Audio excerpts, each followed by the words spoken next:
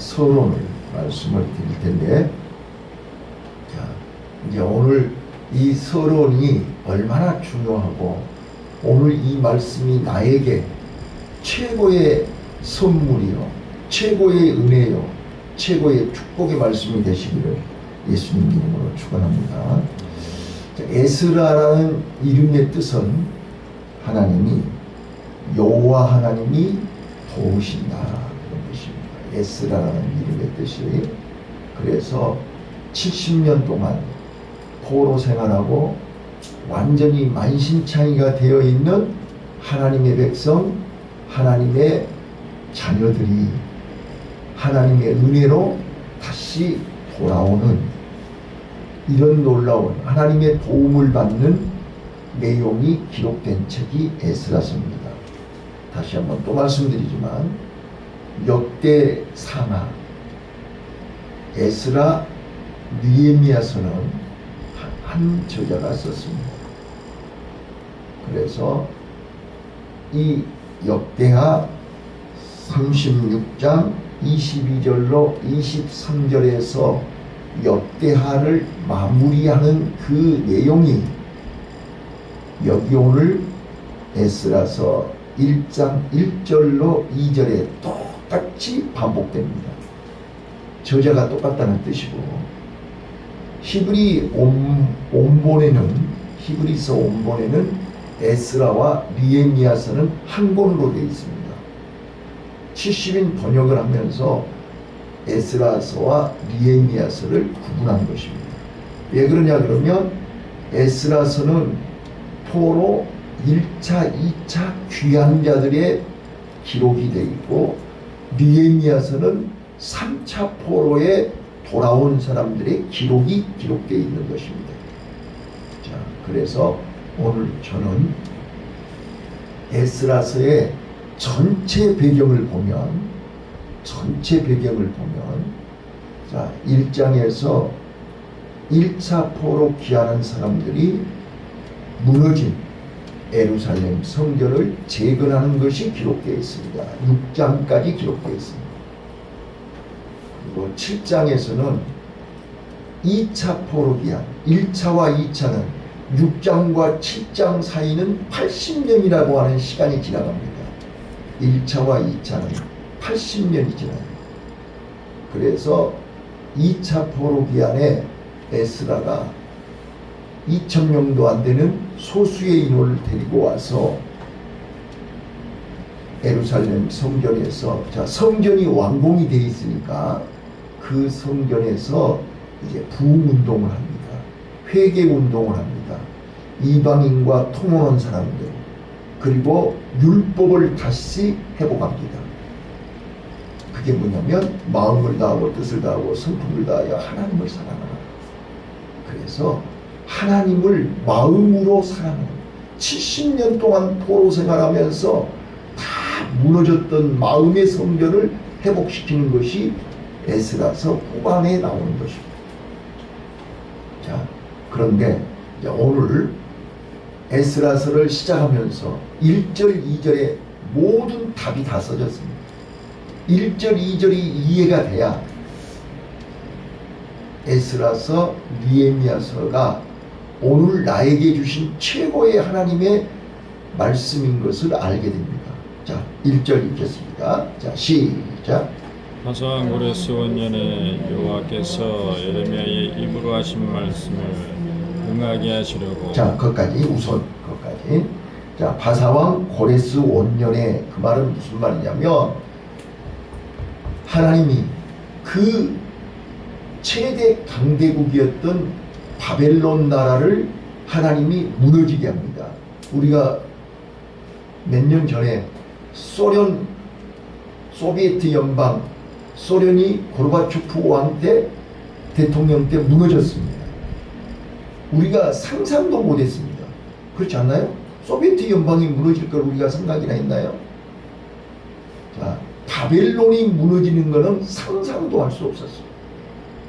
하나님이 바사왕, 우리말로 페르시아라고 합니다.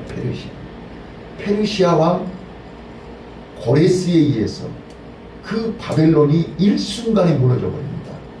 그게 여기 오늘 BC 538년입니다.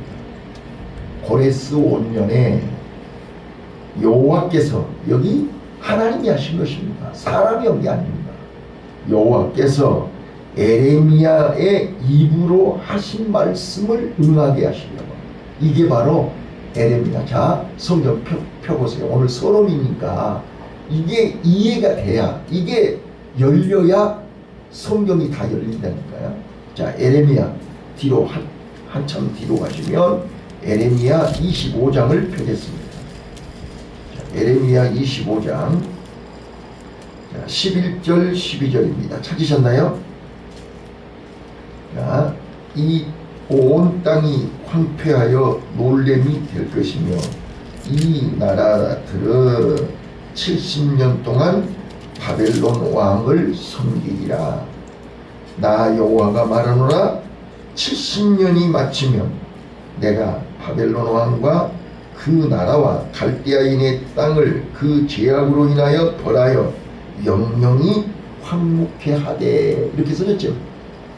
70년 동안 바벨론 왕을 섬기고 70년이 되면 하나님께서 갈대아 사람들, 바벨론 땅이 죄악으로 관영하여 하나님이 바벨론을 무너뜨리게 될 것이다, 그 말이에요. 이게 에레미야가 예언한 거예요. 맞죠? 자, 이제 70년이 지났어요. 자, 29장 10절입니다. 29장 10절 찾으셨나요?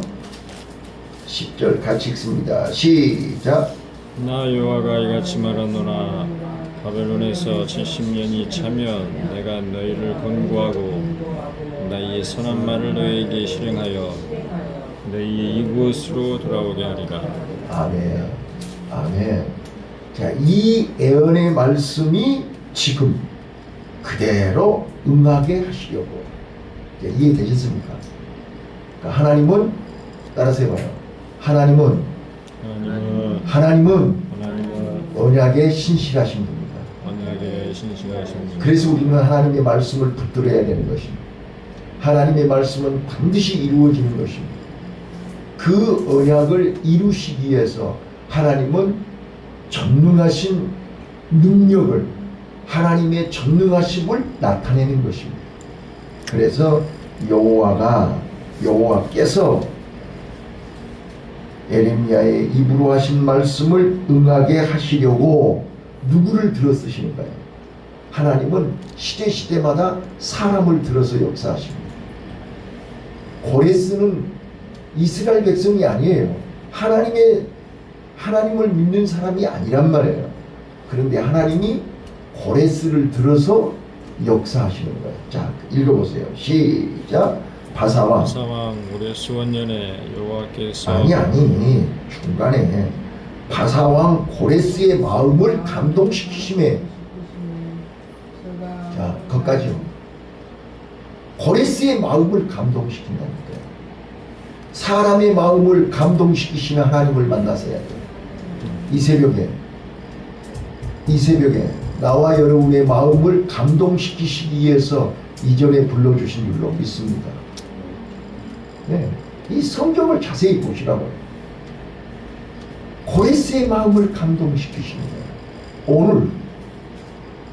오늘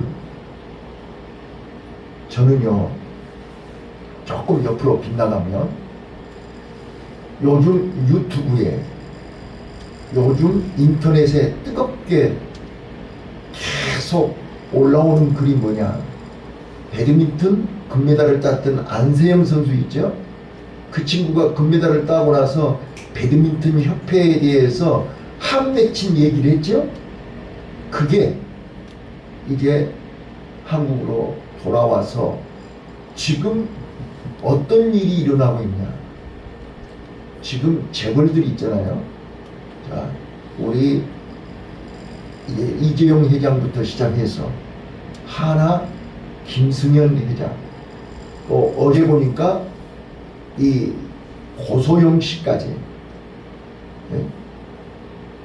이 노소영이죠. 노소영. 여기요,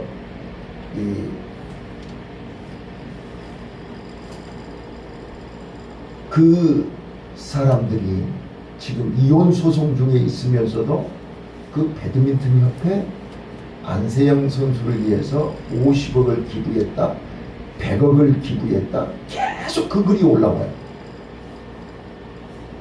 자, 저들이 마음의 감동을 받은 거예요.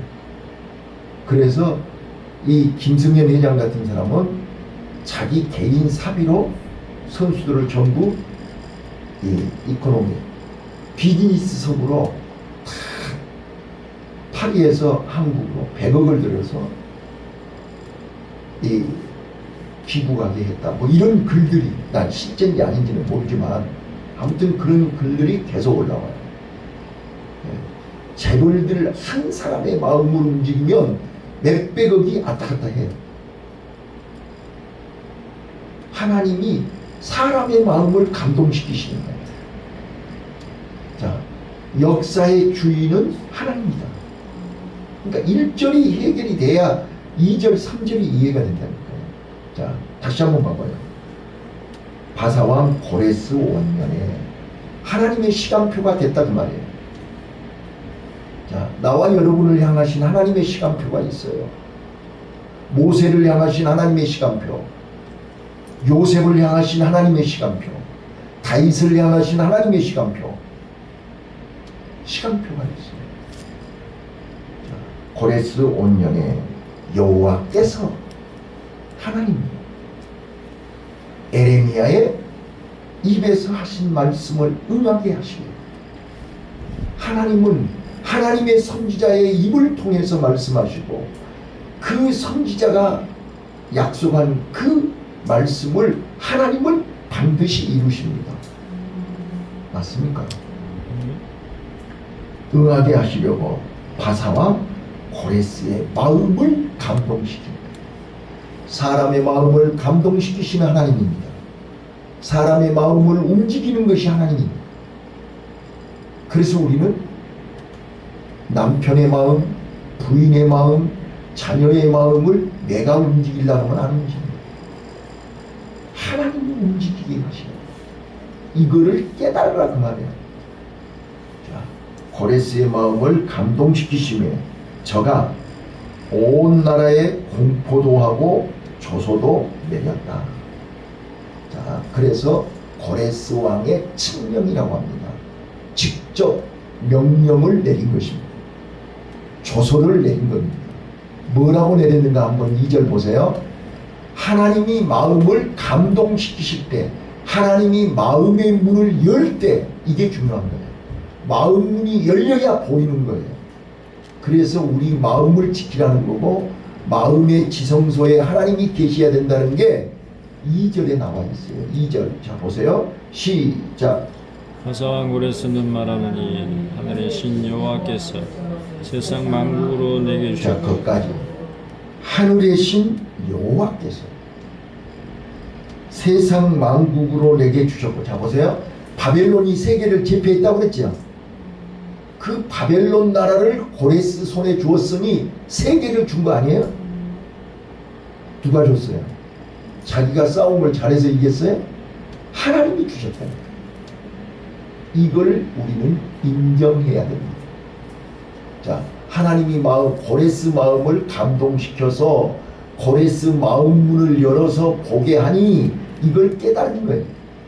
아, 내가 싸움을 잘해서 이긴 게 아니라 만국의 주인이신 하나님이 만국을 내 손에 주셨구나. 이걸 알게 되는 거랍니다. 자, 그 다음에요. 시작. 나를 명하사 유다 예루살렘에 전을 건축하라 하셨나니. 자, 잘 봐봐요. 고레스 왕이 지금 무슨 얘기하고 있는 거예요? 하나님이 만국을 내 손에 줬는데 이 권세를 가지고 뭐 하라고요? 유다에 있는 하나님의 전을 건축하라. 이해가 돼요, 안 돼요? 자, 하나님은 하나님의 전을 건축하는데 누구를 들어서 사용하시는 거예요? 이걸 잘 보시라고. 내가 하는 것 같지요? 하나님은 시대마다 사건마다 사람을 통해서 일하십니다. 이걸 발견할 수 있기를 바라요. 그 다음 절이요. 3절입니다. 시작. 이스라엘 하나님은 참 신이시라. 너희 중에 무릇 그 백성 된 자는 다 유다 예루살렘으로 올라가서. 거기까지. 자, 고레스 입에서 나온 말이에요. 이스라엘 하나님은 참 신이다. 자, 당시 고대 근동에 당시 전쟁에서 이기면 그들이 믿는 신이 참 신이죠. 맞아요, 들려요. 그런데 지금 고레스는 이방인이라고요. 자기네들이 믿는 신이 있다고요. 그럼에도 불구하고 참신은 이스라엘의 하나님이 참신이다라고 고백을 한단 말이에요. 자, 그러면서 뭐라고 해요? 너희 중에 무릇 그 백성된 자는 다 유다 예루살렘으로 올라가라. 그러니까 혈통적으로 유대인이 아니라니까요. 혈통적으로 아브라함의 자손이라고 해서 다 유대인이 아니라고. 너희들이 진짜로 하나님의 참신인 그 백성들이 맞다면 그런 뜻이란 말이야. 너희들이 진짜로 너희 마음속에 하나님이 있으면 예루살렘으로 올라가라는 말이야. 왜요? 70년 동안 포로 생활하면서 완전히 짭탕이 됐죠? 1차 포로에 온 사람들은 거의 다 죽었어요. 거의 다 죽었다고요. 그리고 바벨론에서 태어난 사람들, 그런 사람들이 지금 포로 귀환하는 거예요. 자, 부모로부터 신앙훈련, 율법훈련, 말씀훈련이 된 사람들이 예루살렘으로 돌아가는 거예요. 이거 잘 기억하세요. 자, 유다 예루살렘으로 올라가서 거기 있는 여호와의 전을 건축하라. 너희 하나님이 함께 하시기를 원하노라. 아멘. 하나님이 함께하지 않으면 성전 건축 못합니다. 하나님이 함께하지 않으면 마음이 감동되지 않습니다. 이것이 바로 에스라서의 서론입니다.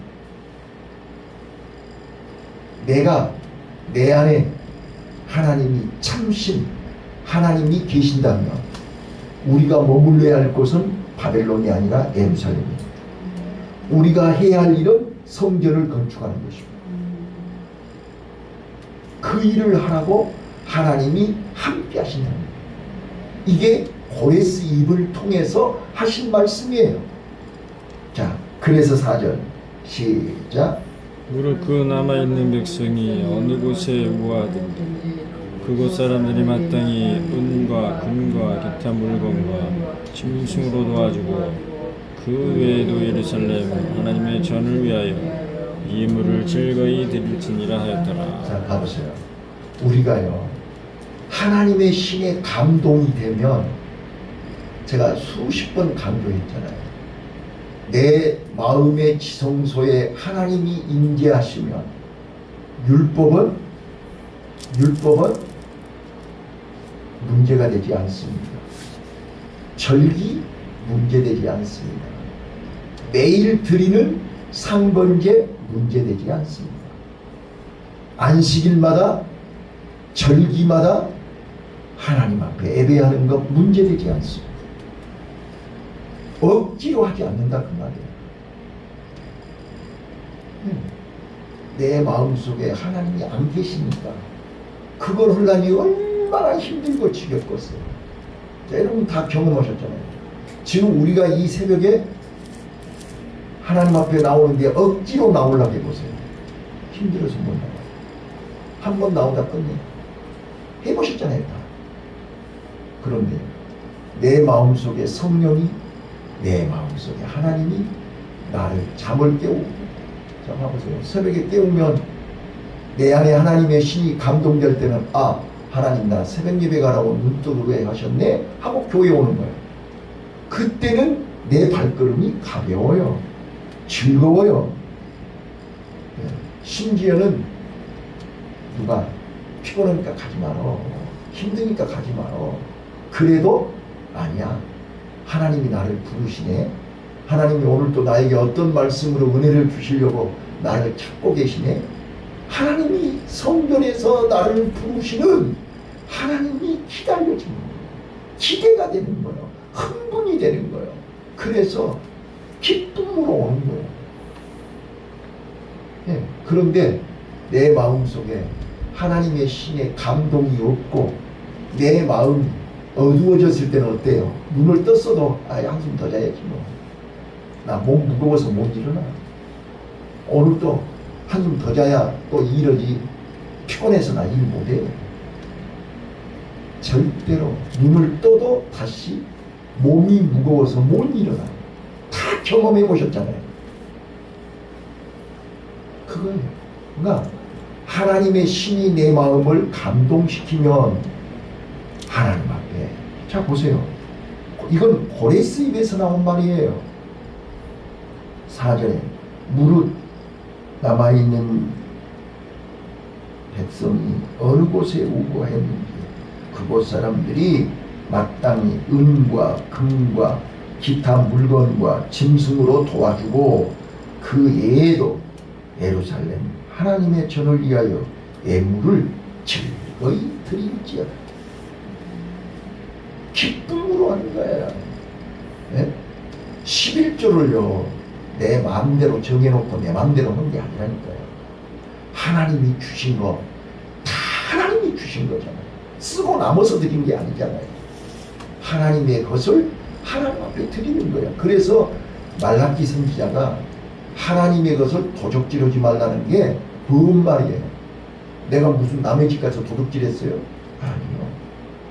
하나님이 주신 거 하나님 앞에 드려야 돼요.